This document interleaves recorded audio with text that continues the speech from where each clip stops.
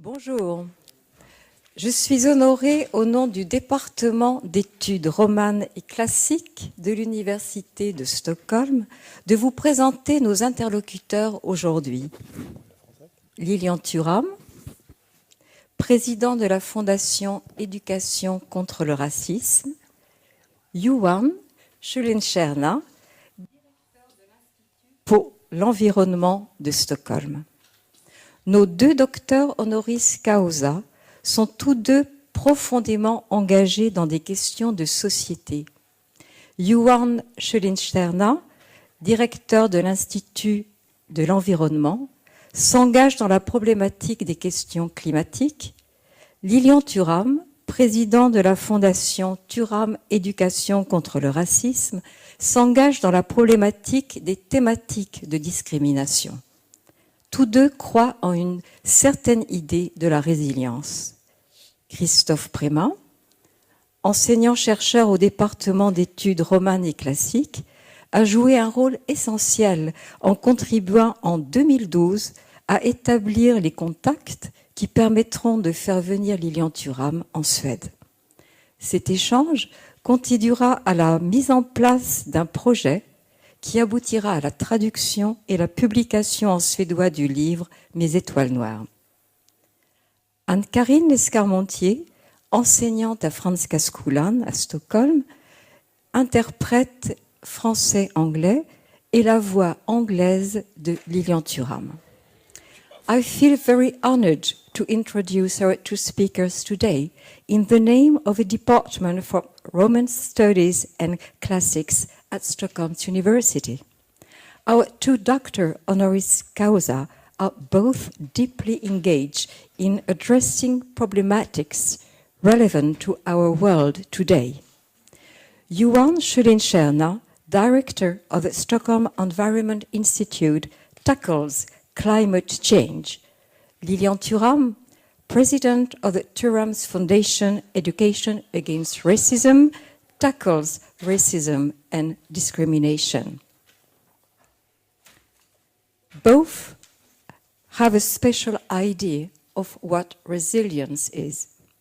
Christophe Prémat, our moderator, teacher, researcher at the Department of Romance Studies and Classics, has played a major role in establishing a contact with Lilian Thuram in 2012. One result of these exchanges is the publication of Mes étoiles noires in Swedish. He understands well. Anne-Carine Lescarmontier, French teacher at Franska skolan in Stockholm, will be Thuram's English voice.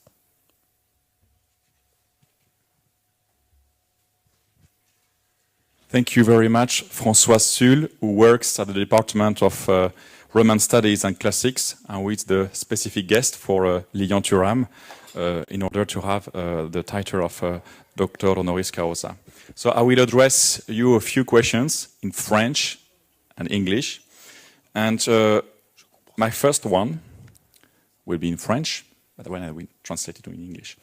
Aujourd'hui, les termes de migrants, de réfugiés, de changement climatique sont omniprésents dans les médias. Comment pourrait-on définir la notion de réfugié climatique?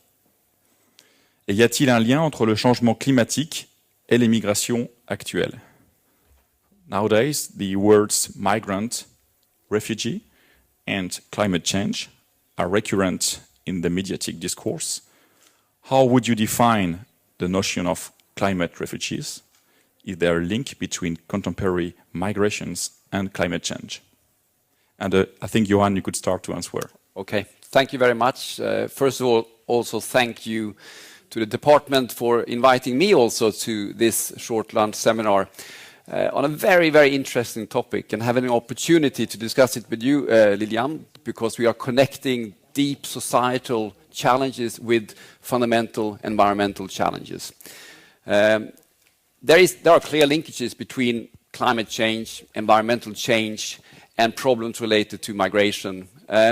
a question whether we should use the word climate refugee is of course interesting. If you look in academic literature, this was quite common a decade ago. Today, we are more careful in academia to make a direct correlation between climate change and refugees as such. This may sound strange because there is no doubt that climate change and other environmental changes have profound impacts on society and on people, and actually also can cause catastrophic changes. This is well known in history as well. So why be a bit careful then? Well, fundamentally, the term refugee encompasses a lot of different dimensions in society. If we have climate change, if we have a weather-related event, it is not necessary that it ends up in the ultimate catastrophe, meaning that people must migrate or even become refugees. We can take one contemporary example in the Middle East, in Syria, where we've heard many times that climate change is one reason behind the current crisis there. And it's important to stress that factor. It's probably one reason behind. It's a trigger. The fact that people, due to poverty and the fact that we had drought, had to migrate into cities, causing a lot of social strain and conflicts, was a reason, or the reason behind that was partly climate change. What we have to remember, however, is that we have had similar climate challenges elsewhere in the world, in southwestern United States, in Australia, for instance, and we don't have refugees from these areas.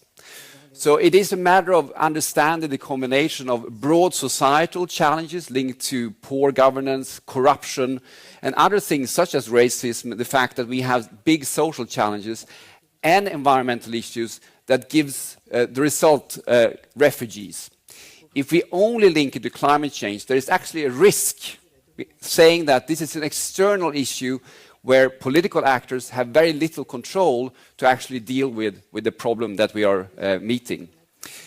Just to end, we are talking about in the contemporary setting. We can look at our own societies also. The whole issue of climate migration and refugees goes back to vulnerability and what we do about that in society.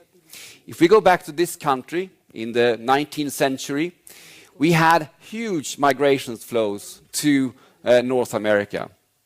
One trigger behind this was actually weather-related and climate. We had problems with very cold climate, poor harvests, etc. But anyone who knows about Swedish history also knows there were many other factors behind. It was not just climate.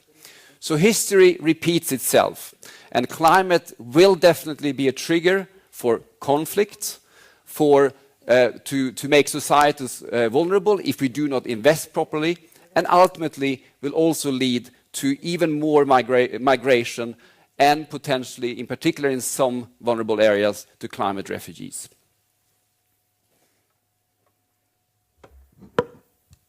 Lyon. Ah, c'est à moi. D'accord. Je pourrais dire que je suis totalement d'accord avec vous et passer à la prochaine question. I could start by saying that I totally agree with what you said, and we could switch to the next question. Ben écoutez, tout d'abord, je suis de la Guadeloupe. First, I'd say I come from Guadeloupe. Si vous avez suivi les événements de la Guadeloupe il y a quelque temps de ça, If you follow the recent events about Guadeloupe, qu'est-ce qui s'est passé en Guadeloupe? what happened in Guadeloupe? Ben, vous ne savez sûrement pas. You probably don't know. En Guadeloupe, depuis un mois de cela, il y a des ouragans qui se succèdent en Guadeloupe. At the moment, for the last month or so, hurricanes have been happening in Guadeloupe, one after the other. Lorsque j'étais enfant, chaque période, il y a une période cyclonique en Guadeloupe. When I was a child, and in Guadeloupe, there is a cyclonic period in Guadeloupe. Donc les Antillais grandissent avec cette période cyclonique comme quand il y a l'hiver ici ou l'été. So we in the Caribbean, we grew up with this climate situation, just as you do with winter in Sweden. Et je me souviens, lorsque j'étais enfant, on disait, tiens, il y a un risque d'ouragan, donc il faut se calfeutrer à la maison. So I remember well when I was a child, when we heard that there was a risk of a hurricane, it was time to take shelter at home. Et lorsque vous êtes enfant, vous prenez tout cela pour un jeu. And when you're a child, it's a kind of game. Donc vous voyez les adultes qui clouent les portes, qui mettent des choses sur le toit pour que le toit ne s'envole pas. So you see grown-ups that start nailing boards onto the windows. You see them put things on the roof so that it doesn't fly away. Mais aujourd'hui, même en clouant, même en mettant des choses sur le toit, la force des ouragans sont beaucoup plus énormes. But what we notice now is that even if you put things on the roof or you nail boards on the windows, it's so much stronger that it's too strong. Et ces ouragans sont énormes, c'est dû au réchauffement climatique. And why are they so strong? It's because of the climate change. Et effectivement, j'avais au téléphone ma maman et mes sœurs qui étaient calfeutrées à la maison. And I just were talking to my mother and my sisters who were taking refuge at home, sheltered in. Et en fait, ils sont très très peur, mais ils ne peuvent rien faire. They're very scared, but they can't do anything. Et on a eu de la chance parce que les deux cyclones se sont déviés. And we were lucky because the two hurricanes finally changed their route. En Guadeloupe, il y a eu des vents à 200 km/h. In Guadeloupe, the winds were up to 200 kilometers per hour. Et juste à côté, il y a des îles comme Saint-Martin, Saint-Barthélemy, And just next to them, Saint-Martin, Saint-Barthélemy. où l'œil du cyclone est passé And there was the eye of the cyclone et a ravagé les deux îles. and completely destroyed the two islands. Et c'était extrêmement intéressant comment les médias ont couvert l'événement, It was very interesting to see how the media covered the events, comment les gens autour de moi parlaient de ça. how people around me were talking about it. Et ils te disaient, oh là là, c'est incroyable, le cyclone, il est passé de 2 à 3 à 4 à 5 de puissance. And they were saying how amazing it was that the cyclone went up on the Richter scale from 2 to 3 to 4 to 5. Comme s'ils étaient dans un jeu, en regardant à distance la violence que ça allait créer. As if it was a bit of a game to see from their perspective how it was going to be so destroying everything. Les journalistes interviewaient les gens sur place en disant « Ah, vous avez tout perdu, mais qu'est-ce que vous allez faire maintenant ?» Journalists were interviewing people there and were asking, "Oh, you've lost everything. What are you going to do now?" Et très souvent, ils interrogeaient seulement les personnes qui pouvaient partir du lieu. And very often they interviewed only the people who were about to leave those places. Parce qu'effectivement, il y a des gens qui ne peuvent pas partir. Because it is true to say that there are also people who can't leave. Et ces gens-là, tous les ans, seront confrontés au changement climatique. And we know that every year those people will face the same climate changes. Et ces gens-là sont prisonniers de l'espace où ils vivent. And they're actually prisoners from the space where they live. Et ce qui me faisait assez peur, And I was quite scared. c'est que les journalistes Journalists étaient persuadés que ça ne les concernait pas eux. it was quite obvious that they didn't feel very concerned themselves. Et les gens qui étaient, par exemple, français, sur le territoire français, pensaient que ça ne les intéressait pas eux aussi. Ils étaient loin de tout ça. And it was the same reaction from French people there. They didn't seem very concerned. They were quite far from all of it. Et je pense que c'est cette conscience-là qui manque à la société. And it seems to be this kind of conscience that is lacking in society today. Parce que chacun de nous, nous sommes prisonniers sur cette terre, qui est une île en fait. And it is true to say that we are all prisoners on this land where we are. It's a bit of an island. Et les ouragans qui détruisent les maisons aux Antilles So the hurricanes that destroy houses in the Caribbean, concernent aussi les Suédois. they are also connected to Sweden. Vous concernent. You're also concerned by it. Parce que ce réchauffement climatique est visible aux Antilles, parce qu'elle détruit tout. So it is visible in the Caribbean, this global warming we're talking about, because we can see it. Mais pensez-vous sincèrement que le réchauffement climatique a des frontières et n'atteint pas la Suède? But do you really think that this global warming doesn't reach Sweden? Et j'ai l'impression que les gens n'ont pas conscience de cela. I have the impression that people are not aware of this. Donc potentiellement, chacun de nous ici, nous sommes des réfugiés. We have to think that we are here potentially refugees. Et donc chacun de nous, nous devons nous poser la question, comment nous pouvons mettre un terme à cela. So it is up to us to think, how should we stop this? Et ça ne concerne pas simplement les personnes qui fuient les zones désertiques pour venir dans les villes ou changer de continent ou de pays. So it doesn't only concern those people who have to flee and leave those problematic areas to come to our cities. Et une minorité de personnes sont à la base de ce réchauffement climatique. And a minority of people are actually responsible for this global warming. Et effectivement, s'il y a réchauffement climatique, s'il y a migration, s'il y a réfugiés, c'est avant tout par des volontés politiques. So if there is global warming, if there are migration, it is because of political wills. Et chacun de nous, dans notre façon d'accepter la façon de vivre, nous participons à ce réchauffement climatique. Each of us who accept the way we live, we take part in this global warming. Parce que très souvent, on est persuadé qu'on n'a rien à voir dans cette histoire-là. Quite often we have the belief that we have nothing to do with it. Et c'est ça le vrai danger, en fait. And this is the real danger. Chacun de nous ici, nous portons cette responsabilité de ce qui se passe dans ce monde. For we all are responsible for what's happening in the world now. Et effectivement, je suis de la Guadeloupe. C'est une petite île. So I am from Guadeloupe, which is a very small island. Les personnes de la Guadeloupe ne peuvent pas partir de cette île. People from Guadeloupe don't take part. What did you say?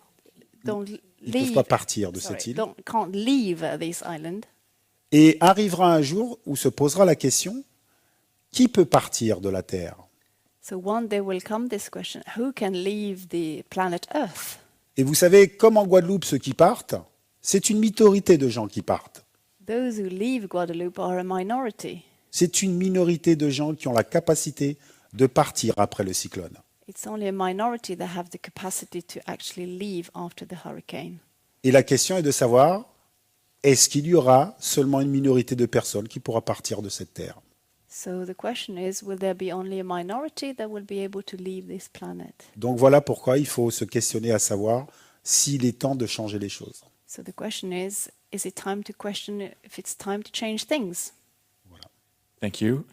Johan, you had a comment on that? Just a very brief comment. I must say, Lilian, I think that the point you're making about the fact that many people, in particular the most vulnerable, cannot leave is a very important one, because we tend to look at migration or refugees, but you're absolutely right. The great majority of those most vulnerable cannot even leave where they live. So I think this is extremely important to really keep in mind.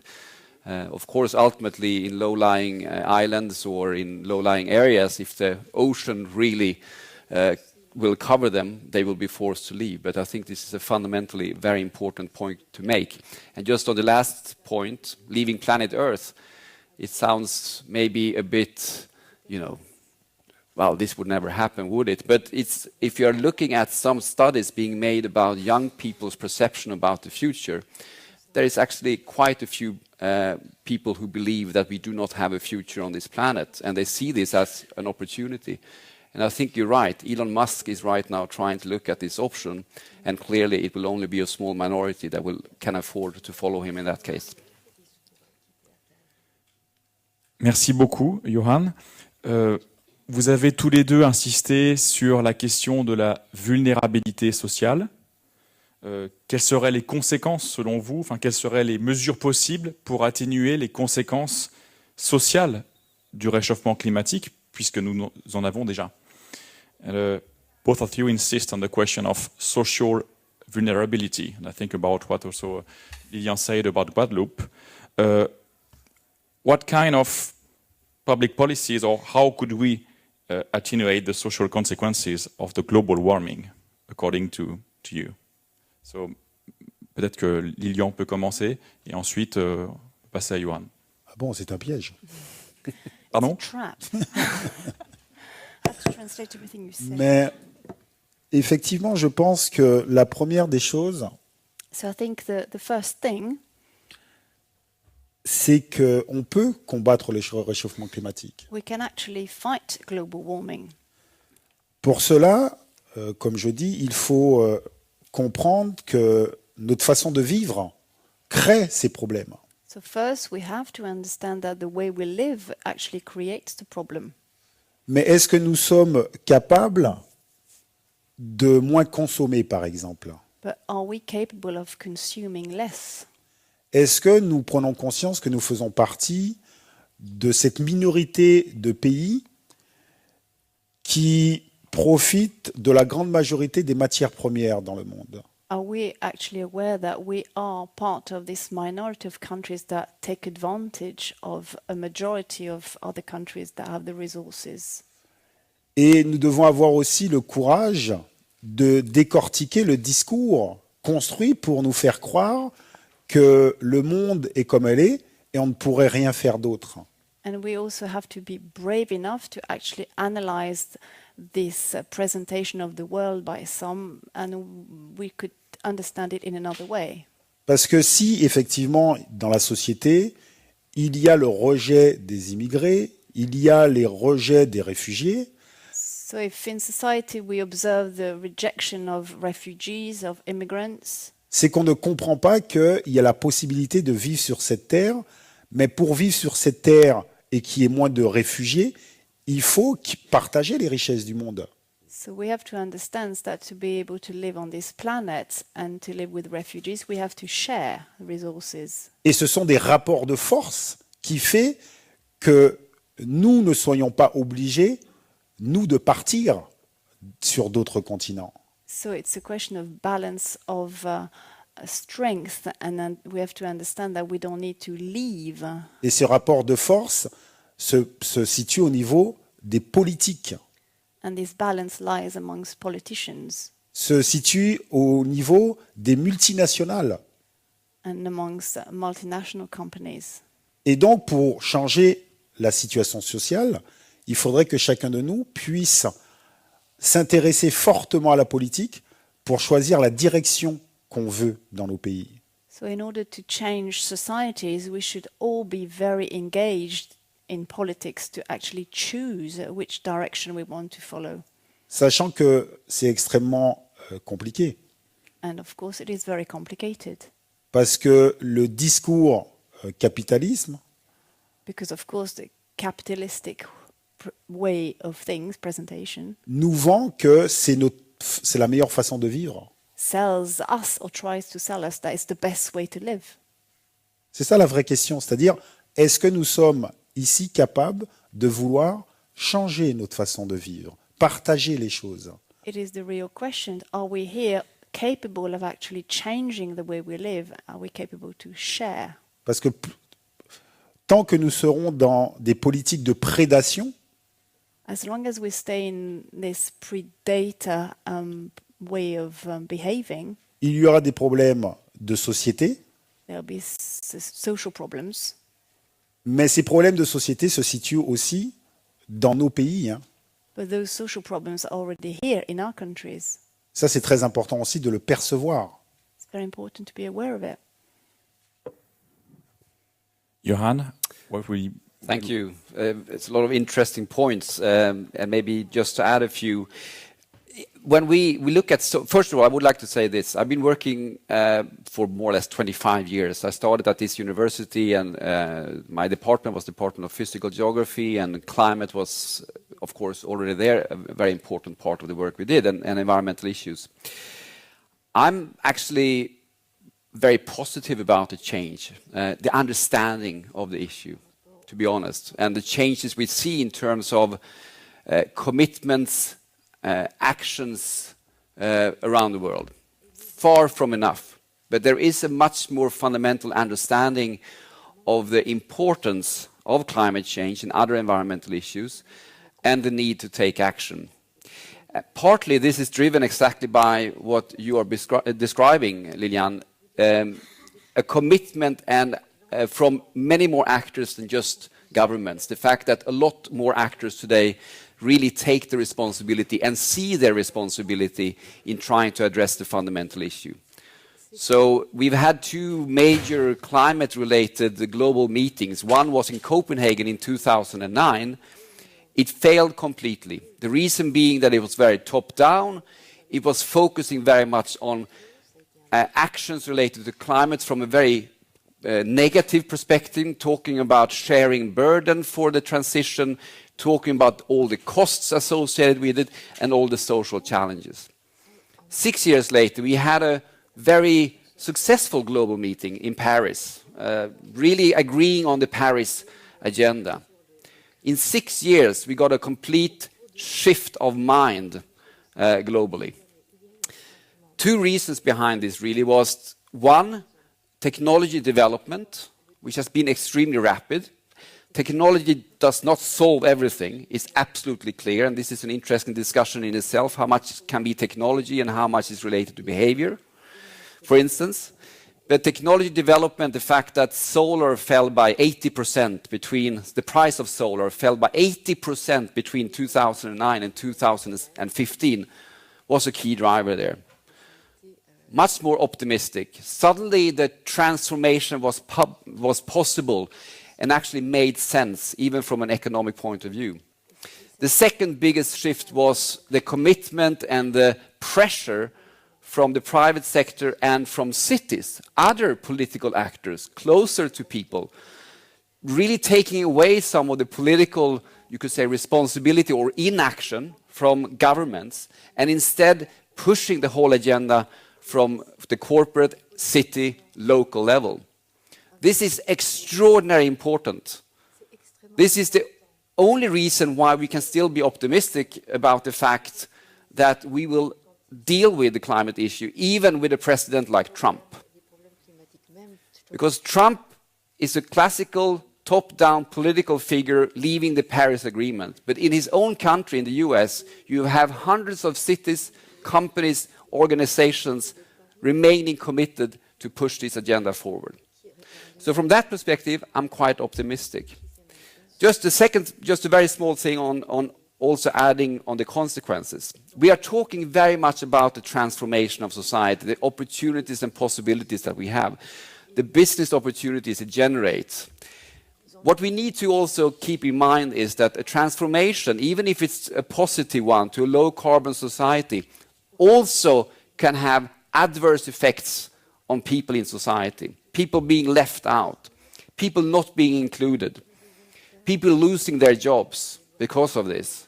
And there it comes back to having well-functioning societal systems for sharing resources, to focus on equity, to focus on equality in society from a global scale, but also down to a very local level. So when we look at the societal consequences related to climate change, we have to look at effects, we have to look at the consequences of action in terms of adaptation, but we also have to look at social consequences because of the transition, many of them very positive, but there are also challenges there, and we have to recognize that. And there is a risk, not least, that countries that are already left out of the global economy, of the global collaboration, can even be more left out if we do not manage to include them in this transformation.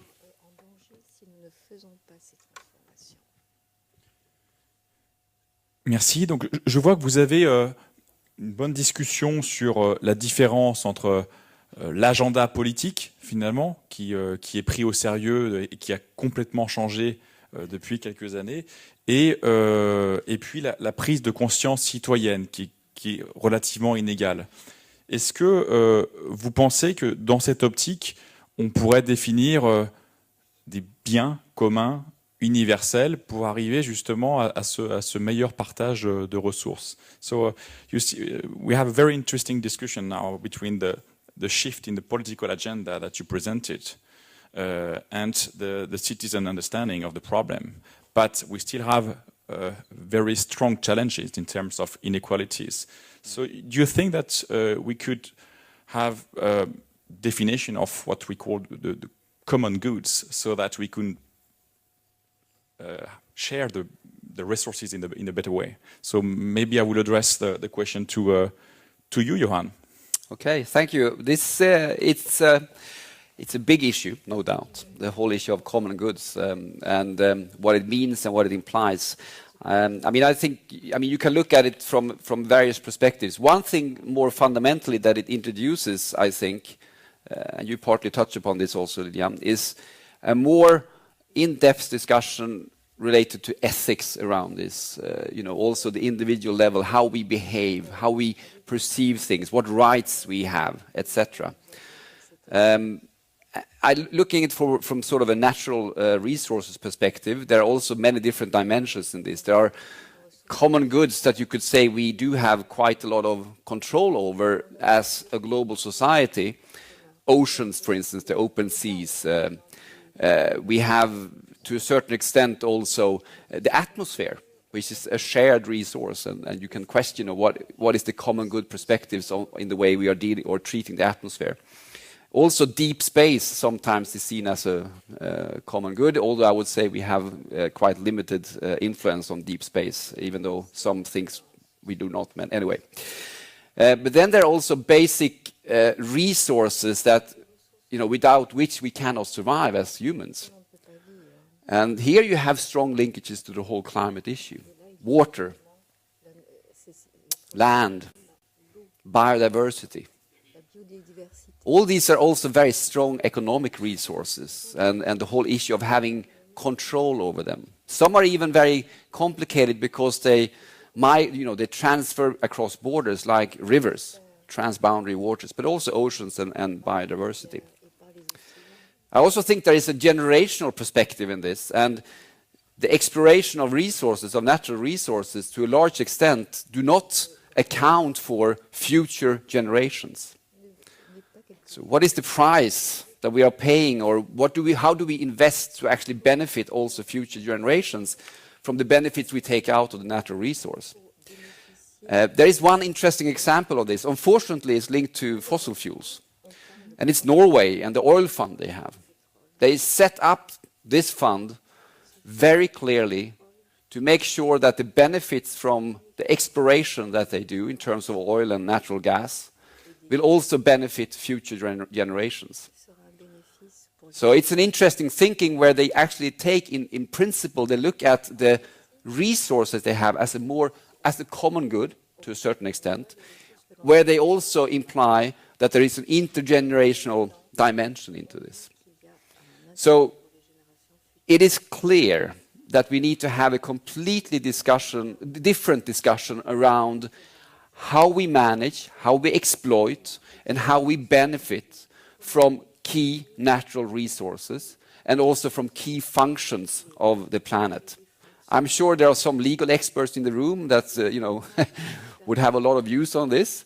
It is challenging, no doubt, but that's also why it's so important, I think, to include ethical dimensions into this and also really consider both short-term issues but also more long-term issues and actually what the kind of responsibilities we have as a global society.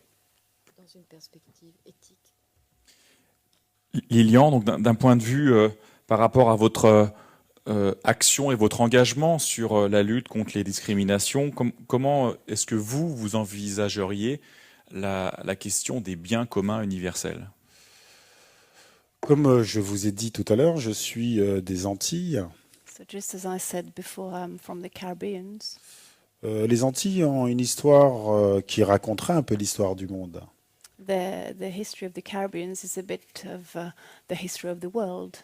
Mais l'histoire des dominations des uns sur les autres. History of domination. Au départ, aux Antilles, il y a des Amérindiens qui habitaient aux Antilles.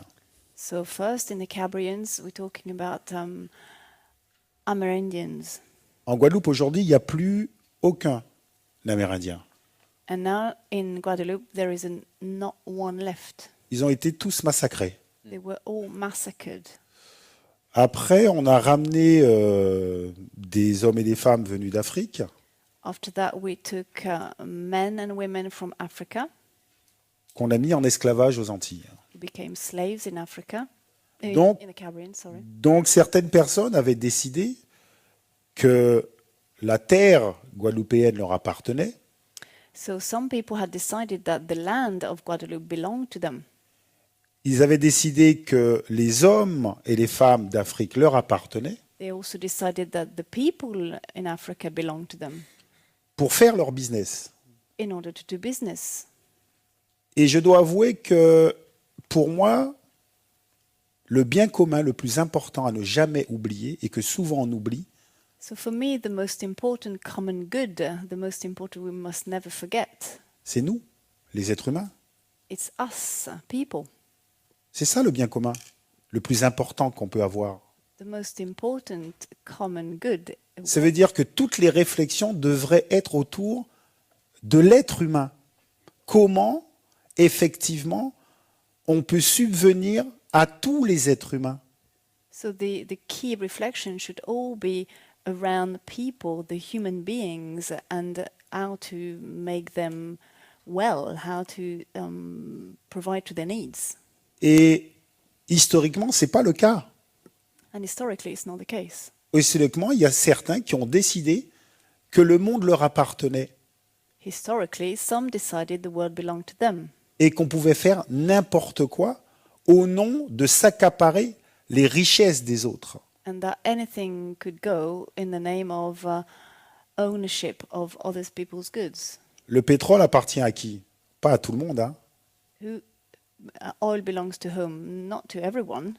La mer n'appartient pas à tout le monde. The sea doesn't belong to everyone. L'espace n'appartient pas à tout le monde. Space doesn't belong to everyone either. Par exemple, moi, je suis français. For example, I'm French. Je peux me balader un peu partout dans le monde, I can travel all over the world, mais ce n'est pas le cas de certains pays. but it's not the case for every country. Donc, il faut être conscient de cela. So we have to be aware of it. L'espace n'appartient pas à tout le monde. Space doesn't belong to everyone. Et si vous faites partie des pays riches, So if you come from a rich country, on vous éduque à penser que la terre vous appartient plus qu'aux autres. you're brought up to believe that the planet belongs to some more than others, Et que vous ayez plus de droits que d'autres. and that you have more rights than others. Et en règle générale, c'est assez facile de comprendre votre situation. So in general, it's quite easy to understand your situation. Votre situation, c'est lorsque vous pouvez dire à certains, tu n'es pas légitime ici. And it is connected to when you can say to somebody, you are not allowed here. Tu n'es pas légitime ici. Tu Yeah. n'es pas chez toi. On ne veut pas de toi. You have no right to be here. We don't want you here. Ça veut dire que la vie de certains ne sont pas sur le même plan d'égalité. So some people's lives are not on the same level as some others. Et je pense que nous devons aller dans ce sens, c'est-à-dire revenir peut-être à la chose la plus facile normalement, mais qu'on ne le voit pas, c'est revenir en fait que la notion la plus importante, c'est nous en tant qu'êtres humains. So we have to go back to this, which is the most fundamental perspective, that the most important thing is the human beings. Et encore une fois, c'est avant tout une construction politique qui pourra faire ça. And again, it is a political construction that can do this. On pourra peut-être après réfléchir intelligemment, à savoir qu'effectivement, c'est pas normal que mon pays puisse aller exploiter d'autres pays. So then we can reflect upon the fact that it is actually not normal that my country can go and exploit another country. Et je pense que là, peut-être qu'on arrivera à quelque chose de très intelligent. So maybe there we can achieve something clever. Voilà. Merci beaucoup. Thank you very much. Vous avez finalement une perception assez contrastée du changement climatique selon la perspective, si on insiste sur les discriminations ou au contraire sur l'agenda politique qui est pris au sérieux. Et d'ailleurs, la France et la Suède ont des points communs dans la lutte contre le réchauffement climatique. Quel type de message vous aimeriez faire passer, puisqu'on est dans une partie humaniste de la faculté et on est très attaché à envisager l'avenir de l'humanisme. So you seem to have a different perception maybe on the climate change and the effects of the climate change, because Lilian, you think that in more radical terms that we have a strong historical process of discriminations that goes on with the access to resources. And Johan, you think about maybe the different challenges that we have to face. And I think we have a common agenda between France and Sweden regarding the question of climate change. But as we are as we work in a department of the humanist faculty, what kind of message would you like to spread regarding the future of humanism? Do you think that we have to resign to a kind of epistemological pessimism, or do we have to be optimistic as we can face the challenges maybe with the future generations? So I think the floor is yours. You want to start? Or? Johan? Okay. Yeah. Okay. I thought it was such a difficult question, so I was hoping that Lilian would start, so I could say I agree with you, Lilian. That's. But anyway, well, you know, it's an interesting question. It is really an interesting question, and something that I've been spending a lot of time thinking about in the last couple of years. This notion of a pessimistic future versus an optimistic future. You know what, and somehow you become more and more forced to take a stance on this. Are you an optimist or are you a pessimist? I get this question all the time. That's the final question you get in any panel today about climate. Are you an optimist about the future? Are you a pessimist about the future? And of course, you know, it depends of how I feel in a certain day. Certain days I'm very pessimistic, and I think that many of you can recognize this. Monday mornings, you know, I'm pessimistic. Friday afternoons, if I get the same question, I tend to say I'm a more optimist. So you know, and this is, you know, it's not just a joke. I think it's a reality. It is a complex question to say.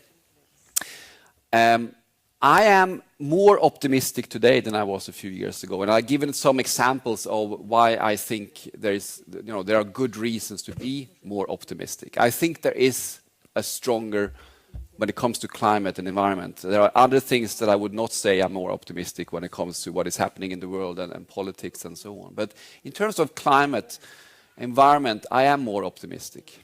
I do see a stronger commitment today, not just from governments, as I said, but also from a range of other actors. I see a better and stronger understanding that we really need to take actions and protect the environment because of, as you're saying, almost like egoistic reasons. I'm also more optimistic because I can see really a shift in terms of technology really providing good answers or better answers or solutions for the challenges that we have. But I'm also optimistic for one other reason, and that is, simply to say, and this is very personal, that I don't think we have an option. What is the benefit of being pessimistic about the future? I have two kids, they are 21 and 19. And I can say that if I communicate to them, even if there are some kids from the same school here and they have excellent teachers, that's the driver. But if I tell them, the future will go to hell, they would stop going to school, first of all. So, communicating to the next generation that everything is, coming to an end, I think is really not very successful, to be honest, as a strategy to get action, to get commitments, to be engaged about future issues. We need to get a positive, critical look at the future. You have in the question also this, if we're looking at the world, then will we sort of, move down into more conflicts and so on? That's another story. Yes, I think we will see more conflicts over natural resources, unfortunately. I think there will be, in particular over basic resources such as water, land, etc., there will be more conflicts, both domestically and between countries, to control such basic resources. The same with energy resources as well. So with my positive and optimistic view of the world, at the same time, I'm quite certain that we will also see more challenges in the future. So my reason for optimism is that the only way of dealing with them and addressing them is that we still believe that we can do something about it. So it's a long answer, but I think I agree with Liam that the root of all this is actually with us as humans, the individuals, and how we take on this agenda and look at the future. And I think we have a specific responsibility if we take countries like France and Sweden and other rich countries. If we cannot take this on, and if we cannot show the way forward, if we cannot take the responsibilities that are required in order to transfer society to a low-carbon, resource-efficient society, who should do that then? Should the poor countries in the Caribbean do it? Should poor countries altogether do it? We have a specific responsibility there to really take responsibility for the future. Merci beaucoup, Johan. Alors, je pose la même question à Lilian, devant en plus une audience d'étudiants qui se posent toutes ces questions. Et discrètement, j'ai fait apparaître la carte que vous vouliez montrer. On voit peut-être pas le... Non, on voit pas. Voilà. Et quel est le message que vous auriez à faire passer Bon, écoutez, comme vous avez mis la carte, je vais parler de la carte. Because you're showing the map, I'm going to talk about this map. Est-ce que vous voyez cette carte? Can you see this map? Ok, donc vous n'êtes pas, c'est très bien. En fait, l'idée pour moi, c'est questionner nos représentations, The question for me was to question our representations, nos façons de penser les choses. the way we think about Et things. très souvent, je montre cette carte-là. Quite often I show this map. Beaucoup d'étudiants me disent très souvent que cette carte est à l'envers. Quite often I get the answer that I'm holding it upside down. Et je leur dis non, en fait, c'est une question de point de vue. So I reply, no, this is a question of point of view. Comme la Terre est ronde, on pourrait la regarder dans n'importe quelle direction. Because the planet Earth is a globe, you can look at it in any possible direction. Mais très souvent, on n'a pas l'habitude de regarder les choses dans leur complexité.